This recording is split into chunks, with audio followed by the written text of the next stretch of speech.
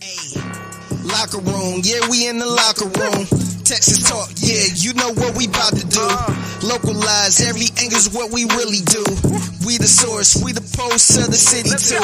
Landlocked, got the game in the headlock. Localize every time, can't stop, won't stop. Yeah, we top two and we not too. Plugged in daily digital on YouTube. We got taste for days, opinions to give. Most intense day of practice, and we'd be saying that if there weren't a fight. There was one, though, and there were a lot of things to make note of. Another day in pads, another day with fans, the day before the off day, which always seems to be intense. It is the Locker Room, number one source for Texans digital content. I'm Landry Locker.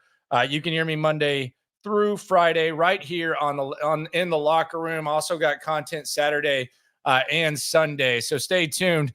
Best Texans coverage that you can possibly get. Be sure to swarm the like button. I got you covered here for sure with everything that went on today. And we'll get into it right off the top. Some good news. Nico Collins back on the field. So it was a veteran off day for Nico Collins. He was on the field. Actually looked really, really good today. Coming off the rest day. Can't say the same for John Mechie. John Mechie not on the field today.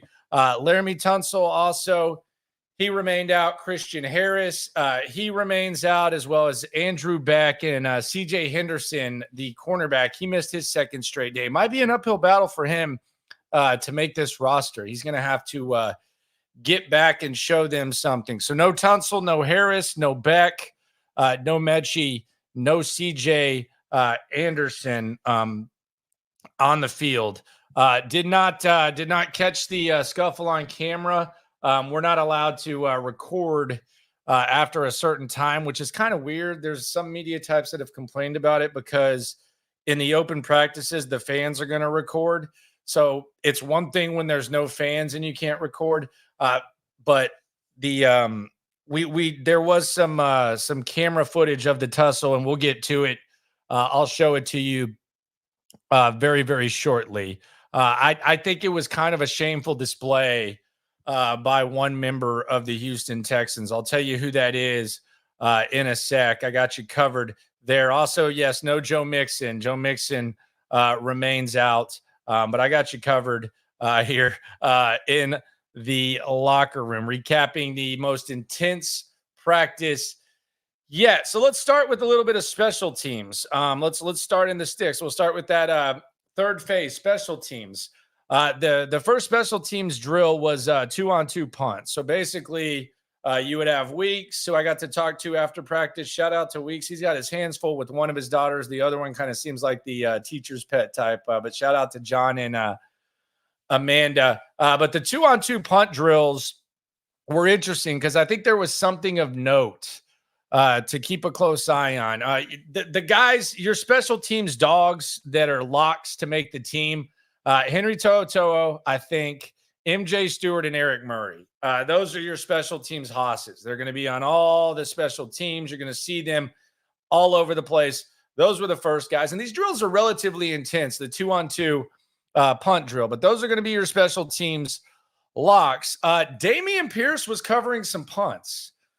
And he was actually partaking in quite a few special teams drills. So I do wonder, Dameon Pierce, we hope that he can validate their faith in him as an RB2 and as someone who can change pace, maybe kind of get closer to what he was in year one.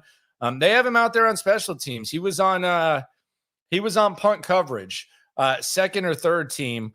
Brevin Jordan, we've said this. Brevin Jordan's going to be covering kicks. He's on all the first team coverage. The kickoff, he's on the punt. Brevin Jordan is going to be on the kickoff and punt teams. So I don't know, the question is, does that impact, say, a John Mechie who doesn't play special teams? If you have your tight end 2, which we think Brevin Jordan is, if you have him playing special teams, does that mean maybe you're more lenient with a Mechie or a Robert Woods? I don't know, but I think it's something to keep an eye on for sure when it comes to the to the roster construction and the roster management and how they're going to figure this out. But make no mistake about it, Dameon Pierce, he's getting some reps in. We don't know whether he's going to be on special teams or not, quite frankly. If this running back room is going to remain the way it is, I would be a little bit concerned about putting my backup running back out there. And then you're a snap away from having Dare Ogunbowale on the field. Although we did get our first look at someone in team, and another running back had his best day. So there is that. We'll get into that in a sec. But that's your special teams one breakdown. You know who your dogs are. Brevin Jordan, he's going to be covering kicks. Dameon Pierce getting some reps. Desmond King scored what looked like would be a punt return touchdown. Now, the reason I say this is because despite the fact they're in pads, they're not just taking each other to the ground. At least they're not trying to. It happened a couple of times today, much to the dismay of the receivers. But this looked like it would have been a punt return touchdown in an actual game. I think Desmond King is the guy to look out for when it comes to the return game. He's been an All-Pro there before, so let's keep an eye on that. He did a really, really good job on return, and he's done a pretty solid job as a reserve corner. But you had Desmond King perhaps score a touchdown. You never know. Then you had Tank Dell, and this, you know how sometimes you muff it and you actually benefit from it. There was like a brief muff by Tank Dell where his eyes didn't leave the field, so it was kind of a muff. He kept his head up, scooped it up, and then ran to the left. Had some open field, little bit of a juke. Probably would have been at least a 15-yard return. You never know with how jukey Tank Dell can get. So he had kind of a muff, nice return. So Frank Ross, not a double-edged sword there, but damned if you do, damned if you don't type of vibe where your coverage team looks bad, but the return team looks good. They got to be better in coverage there. Then we went to team. We had 4 team periods today. Yesterday, there was only a couple. There were 4 team periods today. Greetings from Germany. Shout out to my Germans out there. Shout out to you crazy beer drinking mofos. What time is it in Germany? I'm actually curious of this. What time is it out there in Germany? What's popping in Germany? What's the weather like? Shout out to everyone. We're nationwide in the locker room. And I love the International Texans vibe. I'm going to get into Cade Stover. I think Cade Stover is starving for contact. Brandon said he stiff armed someone. Yeah, I think he wanted to fight someone today. Cade Stover loves that contact. So let's go to offense team 1. And if you're new to the channel, appreciate you for coming through. I'm the best digital beat writer in the game, best radio guy in the game in recent history. So I got you covered when it comes to the Texans. We're going to cover this thing front and center. So be sure to subscribe, like, right along. We've been doing the digital thing for less than 2 years, trying to get up to 10K. And I can promise you, we will ride this journey together. It's 8 p.m. So really drinking beer. My goodness, them German stouts. Goodness gracious, 8 p.m. Shout out to you, my friend. I appreciate y'all for coming through. Jimmy Ward, how did he look? Stay tuned.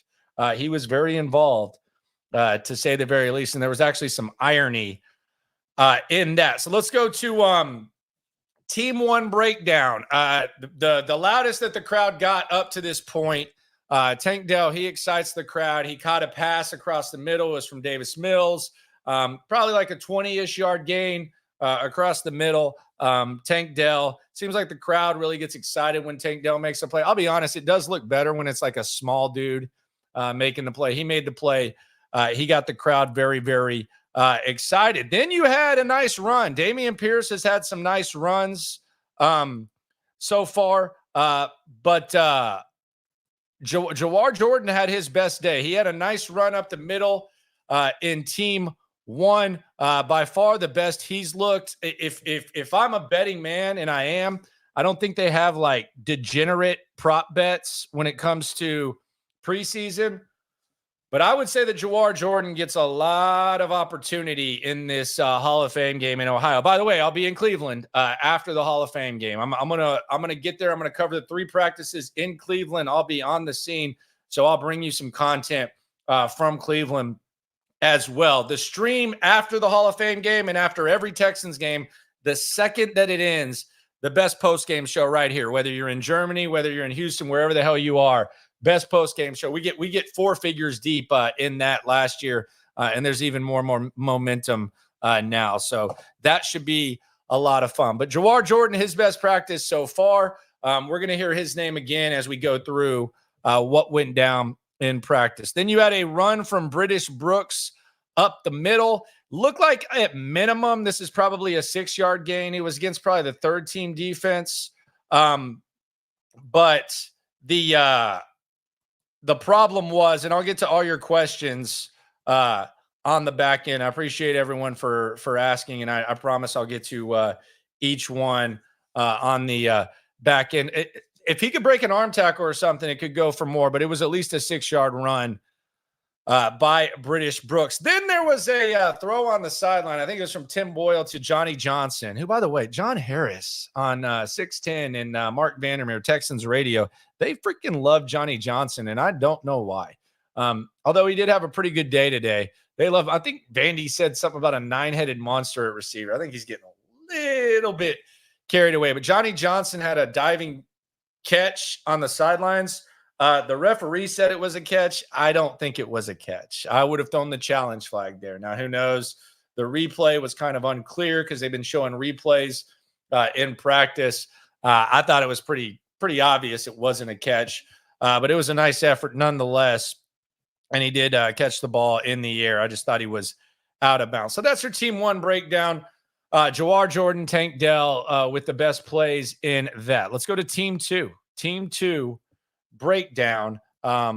We had Derek Stingley. This was one of the this was the play of the day, and we'll reward the play of the day in a sec.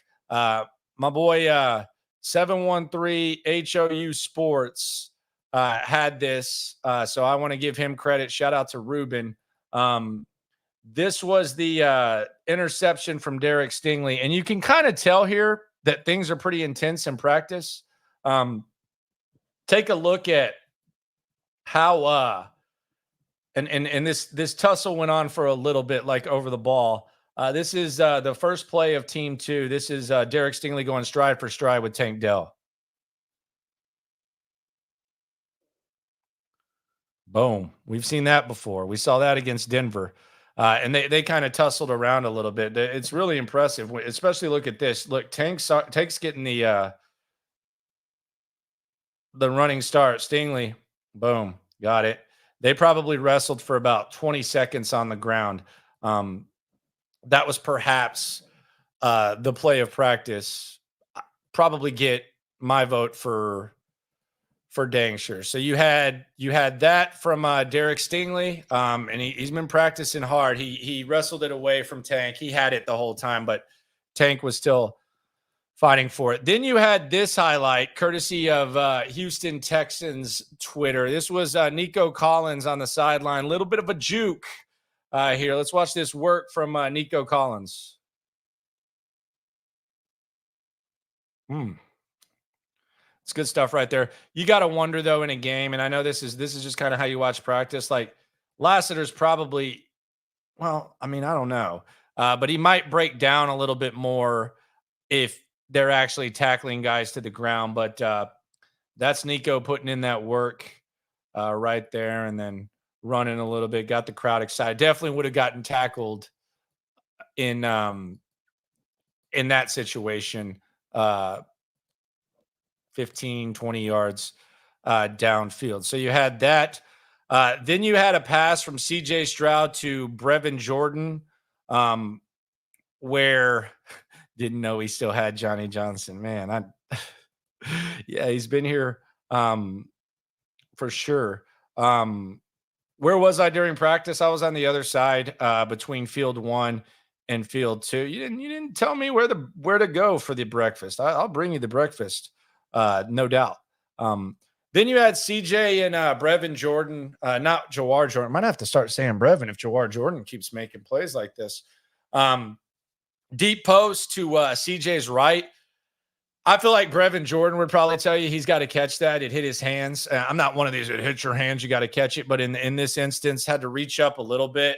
I probably think he should have caught it, but they were unable to connect there. Then Davis Mills trots onto the field, threw the ball to Xavier Hutchinson to his left. Really good coverage by Jeff Okudah. Jeff Okudah was able to break that up, got a little bit excited. Okudah was involved. He was heavily involved in practice today, trust me.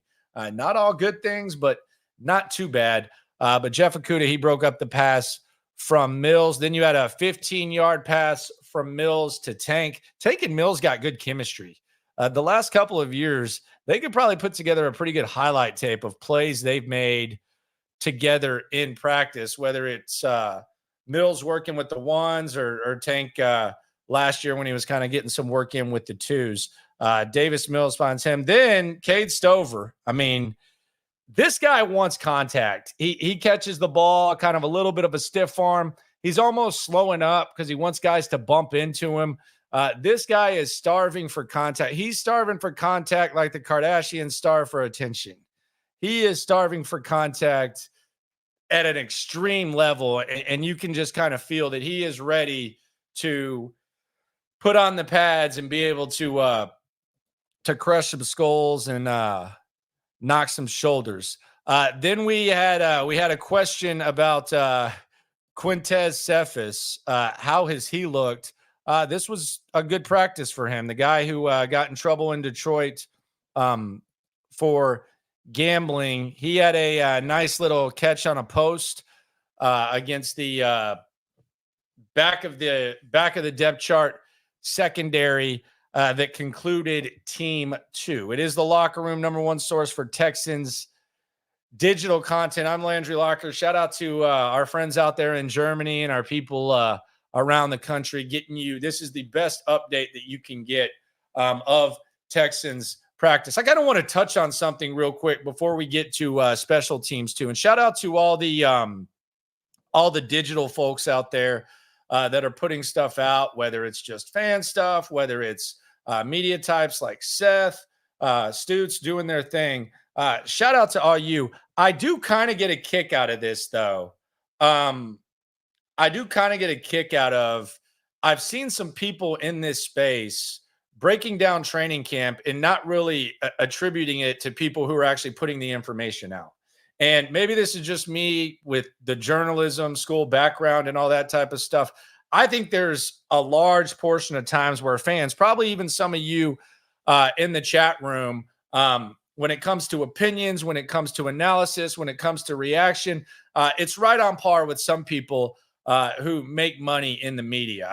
I am the first. I don't put my chin up or my nose up to anyone who does that. But I do think you got to have some sort of integrity or honesty if you're trying to maintain any credibility. So if you're not at practice and you're saying these are the guys who have impressed me in practice, what are we doing? Or here's what's happened in camp. You got to at least attribute it to who's seeing it. That's a little bit weird to me. I've been kind of weirded out by that. That people are doing that. I don't even know how you shape your lips to do something like that. Like even when we're getting practice notes, it's like, okay, well, according to Cody Stutes, according to DJ Bieniemy, so-and-so's not there. And then you can react to it. But these guys have impressed me in camp and you're hundreds of miles away. I don't know. I don't know how you do that. I think it's ridiculous. And that's just me on my soapbox. That's not really hating. Hating would be like, don't listen to these guys. I don't feel that way. I'm cool with all of them, but have some integrity if you're going to do stuff like that. That's actually pretty damn weird. Recapping day 6, the most intense practice day yet at the locker room. Let me wash my my soapy mouth from getting on that soapbox off with some H2O.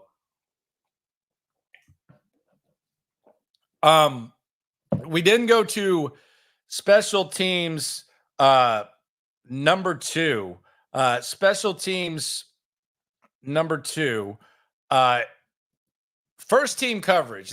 We're really going to get in the sticks here. So I'm not going to put the names, but this is the roster that they give us when we walk in. These are the rosters. You can see the numbers. I know it's not like fascinating or anything. You got the coaches.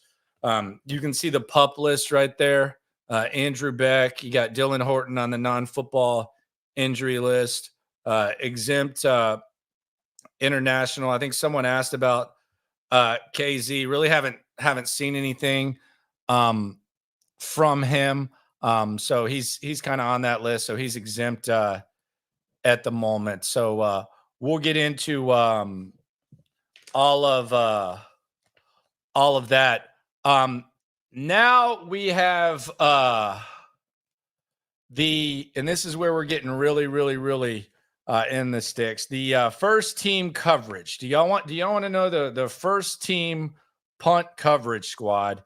I decided to go across and just diagram that as it was going on. I think this is going to give us a good idea of how it's going to be. Not a lot of surprises here, but Brevin Jordan's definitely on the first squad. So we have Henry To'oTo'o, Dare Ogunbowale. Again, Dameon Pierce was getting some reps there, so don't sleep on that. Don't sleep on Dameon Pierce. Maybe if the Texans find more depth at running back, maybe Dameon Pierce becomes a guy that they like on special teams, and you get a guy who's probably a little bit better running back than Dare on special teams. So keep an eye on that. But you had Henry To'oTo'o, you had Dare Ogunbowale, Hansen, Jake Hansen, and then you have Weeks. So these are the guys that are 2 weeks is left.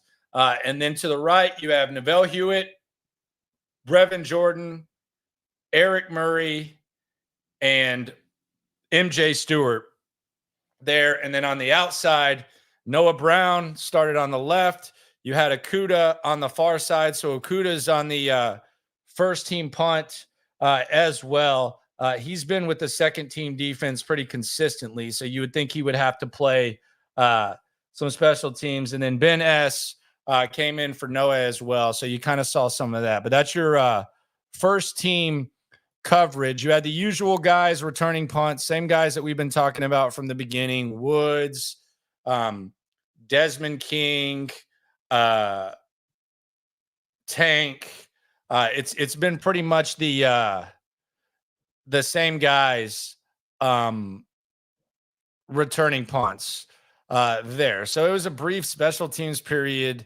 Then we went to team 3, and team 4 is where all the action happens and where we get all type of stuff going on.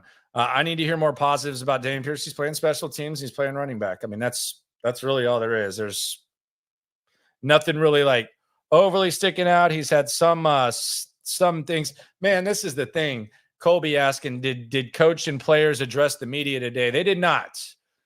They did not address the media today, which sucks. And you know what would have been the best? Dalton Schultz and Jimmy Ward have not addressed the media at camp. So what if we would have gotten a Dalton Schultz, Jimmy Ward podium day today? We did not. We got some assistant coaches.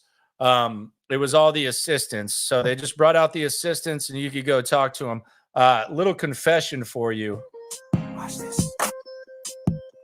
These are my confessions. I saw Rod Wright. I felt old as hell. Rod Wright, former Texas Longhorn, now the D-line coach. Got to talk to him a little bit.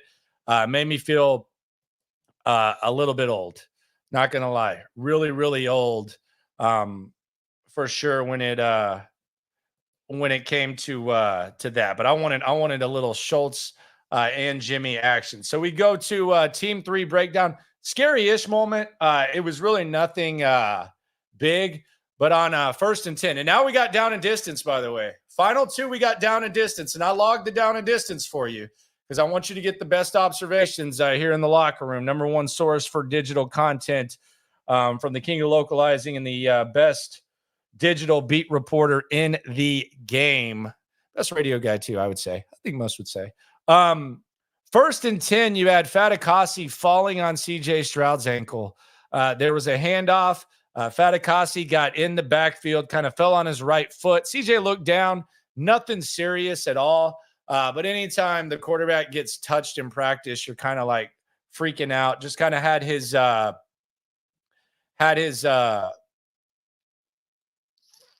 feet tangled and landed on CJ Stroud.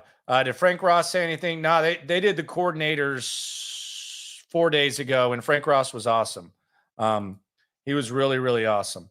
Fatukasi, keep Fatukasi. He's good, man. He's a big mofo too, and so is Tim Settle. Tim Settle is a huge, huge dude. But yeah, keep those guys. Landed on Stroud's foot, kind of just a little bit of a mix.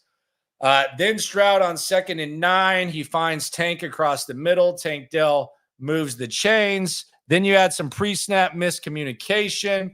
CJ and Nico. You saw Nico running kind of a hot-ish route. CJ kind of skipped it. They came over. They had a discussion probably for about 40 seconds, and then they went back to the huddle. Don't know what they were trying to do there, but that's what went down there. 2nd and 10, Schultz to the left. Probably would have been a moderate gain, 4 to 6. He dropped it, though. So Dalton Schultz drops the rock, which leads to 3rd and 10. 3rd and 10, a sack of CJ Stroud. They went to 3rd and 5. They're kind of situational. They'll hop around like and do it fluid. Like if you gain 5 on first, you go to 2nd and 5. But they'll also replay certain downs. So they went back to 3rd and 5. Robert Woods ran an out. This was like the second team receivers in there. Looked like a little miscommunication. Maybe he could have caught it. Don't know. But CJ Stroud and Robert Woods unable to connect for sure on that. Then we had our first injury scare of camp. 1st and 10, Troy Hairston goes down briefly. There was a run, a pitch to the right. Troy Hairston goes down. I want to ask you as fans, this is so bad, but it's just kind of the way it is. When you see someone go down and it's perhaps a guy that might not even make the team, that's kind of a reserve guy, are you kind of relieved? Last year, and I know that's just the reality of fanhood. It's like when you ask the question, man, are you happy when the other team, when this guy's out for the game? Not necessarily when he's like carted off or something like that, but do you kind of get relieved? By the way, Harrison was fine. He ran off the field, moved around. I don't think he even had to leave or anything like that. But you look, you're like, oh, who's down? Who's down? Oh, it's reserve. Okay. Just being honest. It's my job. Be honest.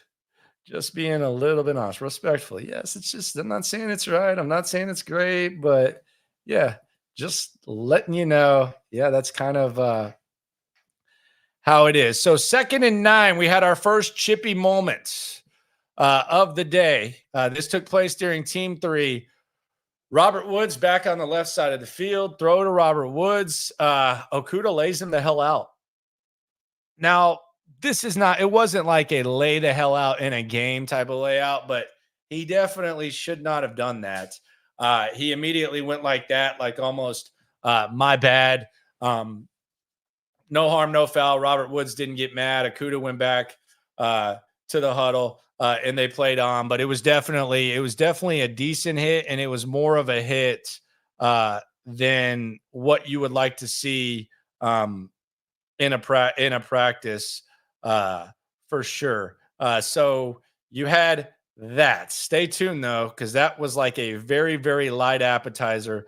Okudah lays Woods out. 3rd and 8, incomplete pass to Noah Brown. I don't know if it was miscommunication. I don't know if it was too high, but that's what they did. That's what happened. Then we go later on in the period, 2nd and 8, a sack. Derek Barnett would have had a sack. The play kind of it's one of those where they extend it and mess around a little bit, but it definitely would have been a sack from Derek Barnett. So we go to 1st and 10, Tim Boyle time, aka bathroom break, aka go get you a Gatorade. But I guess I already had a Gatorade in my hand, so I watched Tim Boyle Hand the ball off to Jawar Jordan. Another nice run for Jawar Jordan, who once again had his best day of camp. However, it was eliminated by a hold. So that made it 2nd and 20. Fast forward to 2nd and 14. Boyle finds Sims up the middle. Almost looked like the secondary was asleep. When you get down to the 3rd and 4th team, though, that tends to happen. Almost just felt like they stopped. But Sims moved the chains. Then, wait for it. Where were you when Cam Akers got his first team reps? I was right there watching. 1st and 10, little run up the middle. Probably would have been 3 yards or something like that. But Cam Akers finally getting some team reps. They handed to him up the middle. And then, hey, Jawar Jordan continuing to make plays. Jawar Jordan, nice little swing pass from Boyle, cuts it upfield. Probably would have been a pretty good gain. So Jawar Jordan, we've heard him make a couple of plays in the run game, makes a nice little play in the pass game to wrap up Team 3. Now get your popcorn ready. Go to the movie souvenir stand. I don't know what y'all do. Do y'all sneak candy into the movies? You have to, right? Yeah, I mean, come on. Even if you're rich, you got to sneak. I mean, it's the principle of the whole thing. Like, I don't mind paying for popcorn. Movie popcorn, full disclosure, I'll stop at a movie theater and I'll go in just to get popcorn because it's like one of my favorite snacks. Movie popcorn, $12, whatever. Hey, there you go. Hell, even back in the days when you're broke, hey, credit card, swipe it. Give me that movie popcorn. Got to get it. Have to. Sometimes you'll go in and there'll be like a premiere of like a G-rated movie and you just look like kind of a weirdo though because there's all these like little kids and creepy asses going in, oh, I'm not going to a movie. I'm just going to get some popcorn. And you're sitting there. Happens though. But you got to sneak in the peanut M&Ms too. Put them in. Absolutely love me some movie popcorn for sure. No thanks on Dalvin Cook. Good on that. Yeah, you got to sneak the candy in for sure. So get your popcorn ready. I say all that to say this. The popcorn is about to go down in team period 4. First, let's answer a few questions. Appreciate everyone for coming through. Please be sure to subscribe and like and ride along. It is the Locker Room, #1 source for Texans digital content. If you missed the Kamari Lassiter breakdown of his epic display at the podium earlier this week, you should go check that out. That dropped at 5 a.m. This morning. Night stream still at 10:30, and we'll have some more videos tomorrow. Texans are actually off, but we'll get the content going tomorrow. I might even do a little morning-ish live stream to get ready because we'll be a week out from the Hall of Fame game, which I'm very excited for. See what these new kickoff rules look like. See if maybe some running back depth emerges, and just get to celebrate Andre Johnson. I think that'll be cool. So I'm looking forward to that. Taking off my band. How much time, FHS, how much time do you think Stover will get at T2? I don't know. I mean, I don't know the tight end situation. I mean, there's Quitoriano's gotten some time with the 1s and the 2s. Brevin Jordan, same thing. Andrew Beck, I don't know how he fits into it. I actually got to talk to the tight end coach today. Man, he ain't no snitch. I tried to get a little breakdown from him on the tussle that we'll get into in a sec. But he was Jake Moreland was definitely not ready to snitch. He didn't see nothing. He basically went Webby. I don't know bleep about no murder. I was way in California with Bun B riding dirty, smoking purple, all that moaning. If you know, you know. Albert Marino says, I like Mechie, I really do, but I feel like he isn't making a very good argument on making the 53-man roster. He had his best day of practice of his career 2 days ago. So I wouldn't necessarily say that. I don't know what the case is or isn't. I don't think he's a top 4 wide receiver on this depth chart. He might not even be top 5 if you factor in Woods. But there is a place for him. They seem to love him. And when you have Brevin Jordan covering kicks, perhaps that kind of cancels it out. But yeah, I don't know. I don't. It's kind of early to say such a thing. You got to see him in a game or something. What do you think is going on with John Mechie? I think maybe he's banged up. I don't know. Who is CB2? It's Kamari Lassiter. It hasn't even been. They haven't even tried to hide that. Are we really in talks with Justin Simmons? I don't know who said that. I haven't heard anything about that. That might be another like headline porn type of thing. So I haven't heard anything about that. What about Xavier Hutchinson? Haven't heard him mentioned. Hadn't done anything. Actually had a couple plays that looked like perhaps he was going to be able to make. He hasn't been able to make them, whether it's good coverage, whatever. Yeah, you got to mix the M&Ms with the popcorn. Stover is the last pick in a fantasy draft, has potential to be high value like Laporta was last year. You're on crack, Tyler. I like you, Tyler, but no, that's a wasted pick right there. You're drafting, if you're comparing Cade Stover and Laporta, you are on crack, to quote Stephen A. Smith. No offense. What about the Eagles receiver they worked out? No idea. I don't know. We'll go. I mean, I'll give you the special teams first punt team, but I don't know about these like random workouts at positions of strength. Team 4 breakdown. This is where it all goes down right here as we recap day 6 of the most intense practice yet for your Houston Texans. Team 4 breakdown. 1st and 10. CJ Stroud finds Tank midfield, much to the joy of Andre Ware. So I was behind Andre Ware, who was talking to Hannah McNair, and CJ just goes back, throws across the middle to Tank. Tank slides midfield, maybe even in the defense's territory. You see Andre Ware, midseason form. You hear him on the broadcast getting excited. Andre Ware, fist pump, yeah, just overly excited. I think Tank Dell being a fellow Coug and CJ Stroud, him being a former quarterback, just got him a little bit excited. So that was 1st and 10. Started out pretty clean. Then we have an impressive play that didn't count. Perhaps something that just kind of looks easy. And this is basically a warm-up play, but you had CJ Stroud get sacked. Would have definitely been a sack, but he just kind of steps up and just flings it, like just almost like not even like putting anything into it, just flings it 50 yards or whatever to Nico Collins on a post. Nico catches it.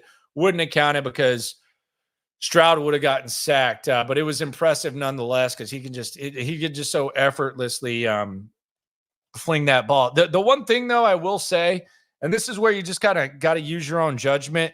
Now there are verdicts on the field, so there's like coaches or officials who will say whether it would have been a sack or not.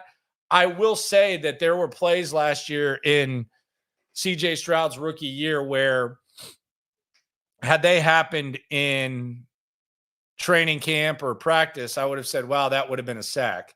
He had a pretty impressive ability to extend plays, to get away from plays, to get away from pressure. So I will say that you assume that it would have been a sack. Maybe that's not an assumption that you need to make when you're talking about CJ Stroud, given what we saw last year. So this one, though, I will make the assumption would have been a sack unless he just got his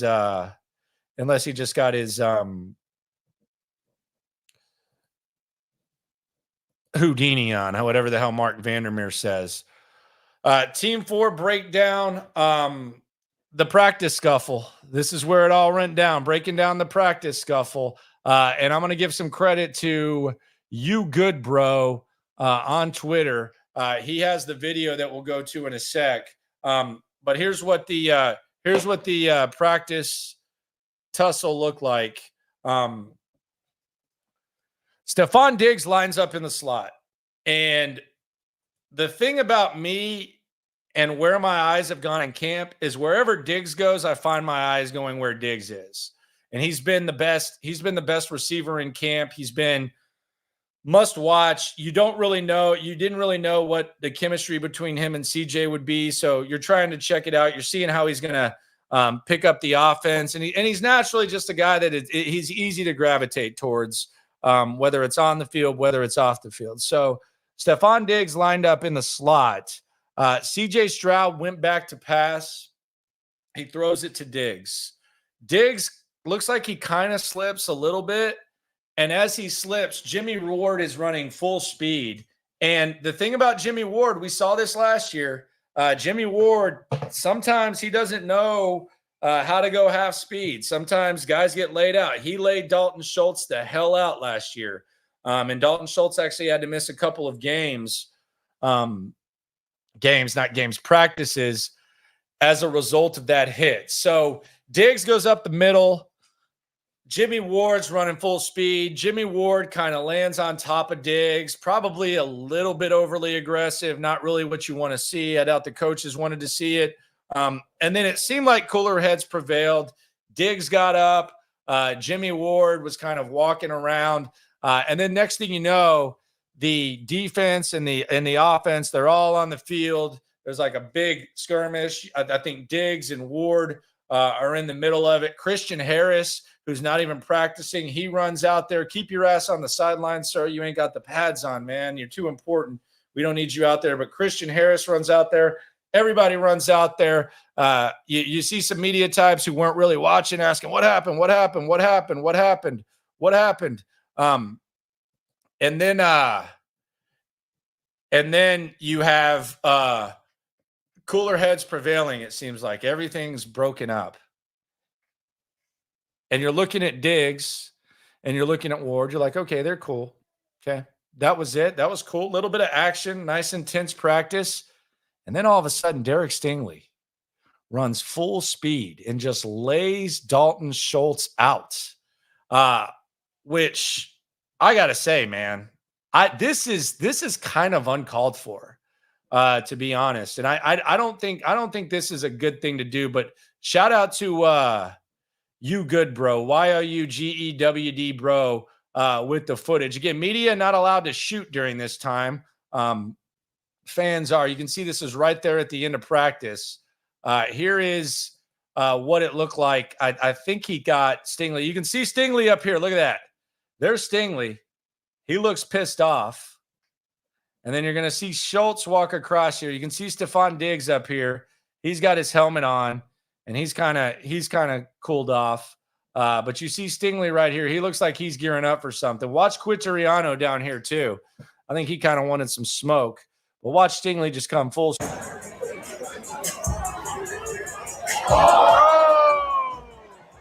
He hits Schultz. Get him. CJ automatically holds him back.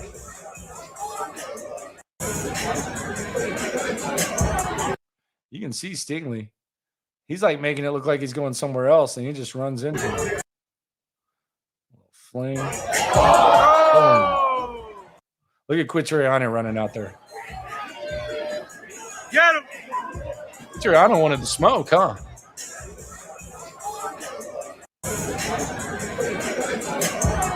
Couple things here. First of all, you can't do that, Derek Stingley. Like you just can't do that. I mean that could get someone hurt. He's not expecting to get hit. You hit him. You can kind of see that Okudah knows that something's going down. I think Kendrick Green's up there. You can see that. And then you just have the flame. And then everyone going in there. I also don't want CJ Stroud holding dudes back. You see Schultz there. Kendrick Green goes over there. He knows what's up too. And he gets it down. So that was the tussle. And shout out to YOUGEWD bro for the video. Good job by you, my friend, of catching that. That was very, very well done by you. After the practice, and we'll get to the best play and worst play of the day in a second. But after practice, I caught up with Jake Moreland, the tight end coach. Pretty interesting guy. He doesn't do a lot of media, but I just decided I was going to ask him about the tussle. Let's just put it this way. If you're ever in a car and you're doing something wrong and Jake Moreland, the tight end coach of the Texans, gets questioned by the 5-0, the cops, he's someone you want on your side because he's not going to snitch. I asked him what he saw in the tussle. This is what he had to say. And then I decided after that just to ask him about my guy, the Tegan Quintariano train, which, by the way, I'm still the only person in here. I can't even get in the HOV lane. Nobody else is jumping on the Tegan Quintariano bandwagon with me. But let's hear what his coach had to say about him, and let's just look at why he is such a honorable dude that will never snitch. What'd you see from the scuffle like Schultz got? I didn't see it. And, you didn't see it? Nope. What have you seen from Quintariano? How does he look out there? Good. He's really doing a nice job. Really, the whole segment is really embracing what we're trying to teach and coach. And the fun part now is that we have pads on, so we're not just talking about it now. We can actually go back to the film and see what's happening. You can see the guy's development from last year carrying over into OTAs, and now that we're putting the pads on for the first time in camp, you can see the guys running off the ball and really trying to be physical and do the things that we're. All right, there you go. So that's what we got there. Going back to the fight, a lot of people have a lot of interesting things to say about this. It looked like Tegan Quintariano and Lonnie were being pulled back too. I think Lonnie just wants to fight, man. He's aggressive in practice. He enjoys it. Berserk says that was incredibly stupid. Imagine if he seriously injured him. I agree. I think that was uncalled for by Derek Stingley. I don't know if you can find guys for practice plays. I think it was really unnecessary. My theory is that they were arguing about video games. Derek Stingley likes the new NCAA. Dalton Schultz likes those nerdy games. My theory is they were arguing about video games. Probably not, but that's just trying to make some sense of that. I wonder why Stingley did that. Seemed personal. Will Anderson ran in to calm down people. He was also loosening his helmet at the same time. Like, what was that? No idea. Dalton had to have said something personal for that anger to come out of Sting. No, I don't necessarily think that, because I think Stingley's actually a pretty intense guy. I think Stingley's a really, really intense guy. And I think that I just think that's how he practices. I don't know if anything has to be personal. I mean, he was rolling on the ground with Tank on that play. Jimmy Ward hits the guy. Dalton Schultz might have said something, but I don't know if I would make that much of it. Could they have just been playing roughhousing with each other? I would say probably not, but who knows? Was there tension the rest of practice? No, that was near the end. So there wasn't much of that. I've been on the TQ bandwagon before anyone. Okay, so that means that we can get in the HOV. BH nod to Miko, took Ward aside and had some words with him. Yeah, I mean, Jimmy Ward needs to slow down sometimes in practice. I mean, that's the reality of the situation. And how ironic is this? Cue up Alanis Morissette, which, by the way, that song's not really ironic if you really listen to it. But how ironic is this? 1 year ago, Jimmy Ward, when the pads come on, gets overly aggressive and he lays out Dalton Schultz. Lays him the hell out. Dalton Schultz banged up, misses a few days. Dalton Schultz not even involved in this Jimmy Ward collision, but Dalton Schultz gets laid out by someone else. How crazy is that?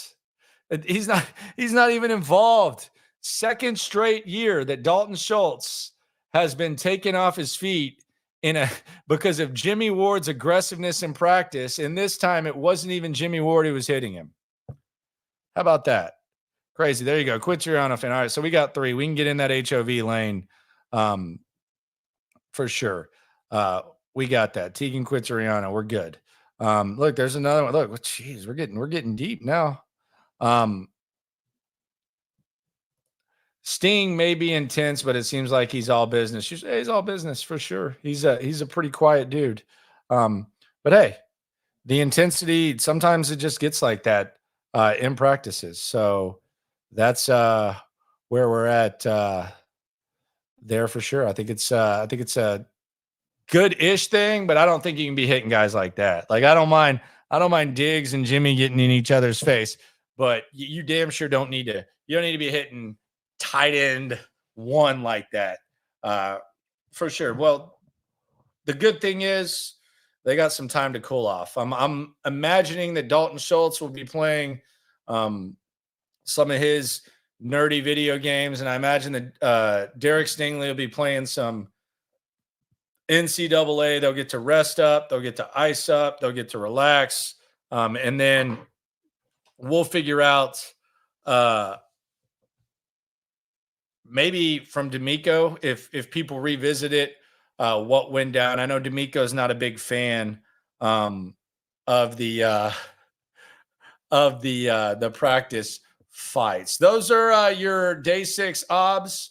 You had some interesting stuff. By the way, play of the day, Derek Stingley interception. Worst play of the day, Derek Stingley taking down Schultz. You can't do that, Stingley. Do love the good play. Love the interceptions. Love the fact that he's a ball hawk. One of the best corners in the game when he's out there. But do not like when he's taking down Schultz. We don't like that, do we? We don't want fights, do we? Not yet. Did you just burp, you sicko? She has her locker room shirt on. What do you think about the fight? Who do you think won the fight? Was it? Do you think Stingley should do that? You just want the mic? You a mic hog? All right, this has been another edition of the Locker Room. Appreciate everyone for coming through. Say hi. Give me a hot take. Don't burp in the mic ever again, or else you're never going to be invited back. You're never going to be invited back if you do that. She's kind of in a little bit of a food coma. Appreciate everyone for coming through. Subscribe, like, ride along. We'll talk to you tonight. Day off tomorrow, but there's probably going to be like 3 videos dropping. What are you crying for? All right, appreciate y'all. Always remember when it comes to this Texan stuff, we're all in it together. Appreciate you for coming through. Opinions to give, we got takeaways. If it's up, then it's up. We number 1. You don't need to try your luck. Locker room, yeah, we in the locker room. Texas talk, yeah, you know what we about to do. Localize, every angle's what we really do. We the source, we the pulse of the city too.